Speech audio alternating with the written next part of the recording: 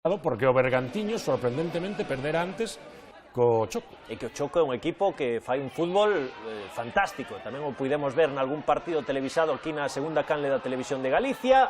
O Choco que se adiantou con ese gol de Antón Escobar. Despois, o Bergantiños apertou, buscou a reacción, como non, en xogadas de córner. E aí estamos vendo esa acción, non imos meter nun apreto árbitro porque que é complicado ver se hai ou non penalti nesa xogada, que por certo lle custou a expulsión o bo de Miguel. Non pensaría o árbitro que era tan bo, Miguel, senón non o expulsaba. Bueno, algo diría. Empatou o Bergantiños, como non, nun córner. Fútbol elaborado, neste caso. Pois, cando non se pode superar o rival con doutro xeito, o balón parado, e aí está Baleato para marcar un gol máis, xa eu perdín a conta, creo que leva 8 goles. En as últimas xornadas moi activo, ademais.